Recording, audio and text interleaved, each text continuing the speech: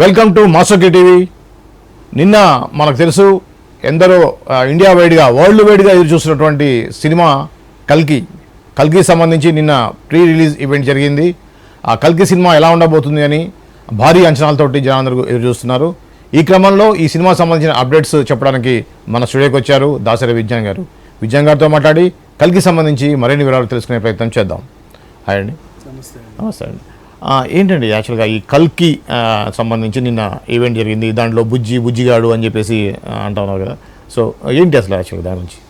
వీళ్ళు ఒక రోబోని క్రియేట్ చేశారు సినిమా అంతా కూడా. అప్పుడు ఎప్పుడో మనం చూసుకుంటే ఈవీవి సత్యనారాయణ, ఎస్వి కృష్ణారెడ్డి గారి టైంలో రోబోని క్రియేట్ చేశారు. అప్పుడెప్పుడు ఘటోత్కచుడు సినిమా అవును కదా. అప్పుడు అది మనకు తెలిసినటువంటి ఫస్ట్ రోబో అని. తర్వాత ఆదిత్య 369లో సంగీతం గారు క్రియేట్ చేసిన టైం మెషిన్ మనకి బాగా గుర్తు ఇప్పటికి. తర్వాత కూడా చాలా కాలంలో చాలా మంది ఎన్ని క్రియేటివిటీలు చేసినా అవన్నీ మర్చిపోయి మన రజనీకాంత్ రోబోలో చిట్టి వచ్చిన తర్వాత ఇప్పుడు మన కల్కిలో బుజ్జి. ఈ బుజ్జి రోబో ఏంటంటే బ్రెయినే ఉంది, దానికి శరీరం లేదు, ఇంత తలకాయ. దానికంటూ ఒక శరీరం కావాలి. ఇది ఏంటి అనేది వీళ్ళు చూస్తా ఏం చేశాడంటే ఈ శరీరం కావాలి దీనికి.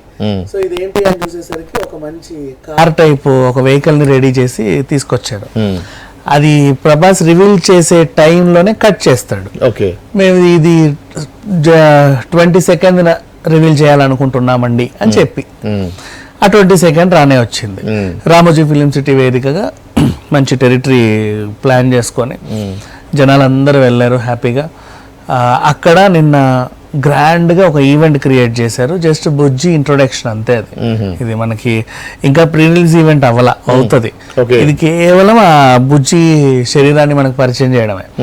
సో ఆ వెహికల్ కూడా భలే డిజైన్ చేశారు. ముందు 2 పెద్ద టైర్లు, వెనకాల ఒకటే టైర్. అంటే సింపుల్ గా ఆటో వెనక్కి తిరిగినట్టు ఉంటుంది అంతే. 3 వీలరే ఆటో వెనక్కి తిరిగినట్టు. అండ్ పైనుంచి ఆ టెక్నాలజీని అంతా నిన్న ప్రభాస్ గారి దాన్ని నడుపుకుంటా తీసుకొచ్చి 3-4 రౌండ్లు అలా వేయగానే అందరూ కూడా చాలా హ్యాపీ ఫీల్ అయ్యారు. అండ్ సినిమాల్లో దాని పాత్ర ఏంటి, అండ్ ఇప్పటికే ఫర్ ఎగ్జాంపుల్ కల్కిని ఎలా బ్యాలెన్స్ చేస్తున్నారండి అని అందరూ ఒక టెన్షన్ అనమాట. ప్రభాస్ గారి క్యారెక్టర్ ని బ్యాలెన్స్ చేయాలి, దీపికా పదుకొనే, కమల్ హాసన్ గారు, అమితాబ్ బచ్చన్ గారు, ఇంకా మహామహులు ఉన్నారు. వీళ్ళందరినీ బ్యాలెన్స్ చేస్తా ఒక కొత్త క్యారెక్టర్ మళ్ళీ బుజ్జి, దీన్ని కూడా బ్యాలెన్స్ చేయాలి కదా. అది కూడా కీలకం అనమాట. సో దాన్ని మాత్రమే ఇంట్రొడ్యూస్ చేసి వదిలేశారు.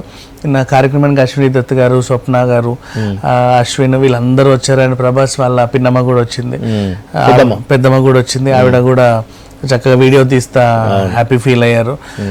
యాంకర్ సుమ గారు కూడా చాలా ఉత్సాహంగా ఈవెంట్ చేసరికి ప్రభాస్ లుక్ మాత్రం నేను అదిరిపోయింది. అరే ఇలా ఉన్నాడు ఏంటి అనేలాగా ఆ గెటప్, ఆ డ్రెస్, ఆ కాస్ట్యూమ్ అదంతా కూడా. ఇదే ఈవెంట్ లో భాగంగా ఆయన ఒక చిన్న ప్రకటన కూడా చేశాడు. ఇప్పట్లో పెళ్లి చేసుకునే ఆలోచన లేదు అని చెప్పాడు. అంటే పెళ్లిపై ప్రభాస్ క్లారిటీ అని అందరూ మాట్లాడుకుంటున్నారు. ఆయన మనసుకు అనిపించింది ఇప్పట్లో. అంటే ఆయనకున్న ప్రాజెక్ట్స్ అలాంటివి. డే అండ్ నైట్ బిజీగా ఉన్నాడు. అప్పుడప్పుడు మళ్ళీ బాడీ పెయిన్స్, అంటే నాన్ స్టాప్ గా పని చేస్తున్నాడు కదా. అప్పుడప్పుడు బాడీ పెయిన్స్, మళ్ళీ రిలాక్స్ అవ్వడం, మళ్ళీ సినిమాలు. ఇప్పటికే పెద్ద ప్రాజెక్టులు. స్పిరిట్ ఉంది సందీప్ వంగద డైరెక్షన్ లో. మారుతి అదేదో రాజాసాబ్ డీలక్స్, ఫస్ట్ రాజా డీలక్స్ అని తర్వాత రాజాసాబ్ అన్నారు. సినిమాలు ఉన్నాయి వరుస పెట్టి. సో ఇన్నుండడానికి మళ్ళీ సలార్ 2 ఎలాగో అన్ని పెద్ద ప్రాజెక్ట్స్, అన్నిట్లోనూ ఫైట్లు, యాక్షన్లు ఎన్నో చెయ్యాలి. సో కాబట్టి ఈ ప్రెసెంట్ ఇది ఆయన ఎంత డెడికేటెడ్ మనం బాహుబలి టైంలోనే చూసాం. 5 ఏళ్ళు ఒక సినిమాకి డెడికేటెడ్ గా పనిచేశాడు. అవునా, కెరీర్ పనంగా పెట్టి అంత స్టార్ హీరో అయినప్పటికీ. సో ఇప్పుడు కూడా ఈ కమిటెడ్ ప్రాజెక్ట్స్ అన్ని కంప్లీట్ చేస్తే నేను ఫ్రీ అవ్వలేను అనుకున్నాడు. సో అండ్ అప్పటికి ఆ తర్వాత కూడా మళ్ళీ ఇంకా డైరెక్టర్స్, ప్రొడ్యూసర్ రెడీగానే ఉన్నారు. సో ఇప్పట్లో ఈ పెళ్లి అనేది ఆయనకి ఒక ఎంటర్టైన్మెంట్ లాగా అనిపించింది. ఇప్పట్లో నేను ఇంత ఎంటర్టైన్ అయ్యేలాగా లేను. అంటే వాళ్ళకి న్యాయం చేయాలి, వాళ్ళకి కూడా ఒక స్పేస్ అనేది ఇవ్వాలి. వాళ్ళకి ఇవ్వడానికి ఆయన దగ్గర స్పేస్ లేదు. ఫుల్ అంటే పొద్దున్న లేచినప్పుడు కాసేపు మాట్లాడాలి, నీతో కాసేపు వెళ్ళాలి, అంతే కదా. పెళ్ళైన తర్వాత వాళ్ళకంటూ ఒక ఇంపార్టెన్స్ ఇవ్వాలి. ప్రెసెంట్ అంత ఇంపార్టెన్స్ ఇచ్చే టైం ఈయన డైరీలో లేదు. ఇలా చేసుకుంటూ పోతే చివరికి టాలీవుడ్ సల్మాన్ ఖాన్ అయ్యే అవకాశం ఉంది కదా. ఈవెన్ సల్మాన్ కూడా అంతే కదా, ఆయన కెరీర్ కూడా అలాగే బిజీగా ఉండే. ఆ టైంలో స్పేస్ ఇంకొకరికి ఇవ్వలేక ఆయన గ్యాప్ తీసుకోలేక ఆయన కంటిన్యూ అవుతున్నాడు. ఈయన కూడా అంతే, ఏదో దీపం ఉండగానే ఇల్లు చక్క పెట్టుకోవాలన్నట్టుగా అట్లానేం లేదులే. బట్ ఇన్ని ఫ్లాపులు, వరుస ఫ్లాపులు అయ్యాయి కొన్ని. ఆ సాహో పెద్ద ఫ్లాప్, రాధేశ్యామ్ అండ్ మొన్న కూడా.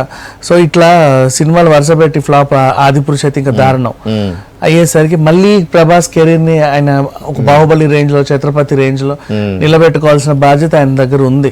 కాబట్టి ఎంత కాదన్నా రాజులండి, వాళ్ళకంటూ అదేంటిది జనాల దగ్గర నెగిటివ్ అయ్యాడు, మళ్ళీ పాజిటివ్నెస్ పెంచుకుంటే గానీ నేను రాజులా నిలబడాలని గట్టి పట్టుతో ఉన్నాడు. సో మధ్యలో ఎంటర్టైన్మెంట్ లకి ఏం అవసరం లేదని పెళ్లి కూడా వాయిదా వేసుకున్నాడు. ఇంకోటి ఆయన ఆరోగ్యం సంబంధించి రకరకాల పుకార్లు వస్తా ఉన్నాయి.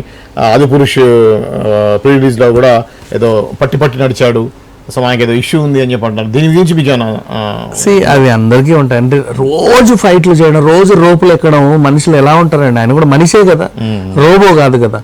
అంతే కదా, ప్రభాస్ గారు కూడా మనిషే.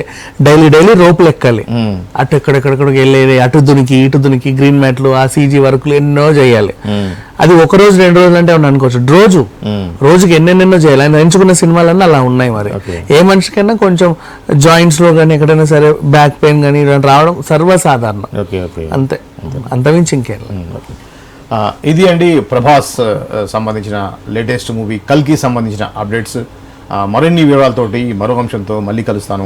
అప్పటి వరకు చూస్తూనే ఉండండి మాస్టర్ కీ టీవీ.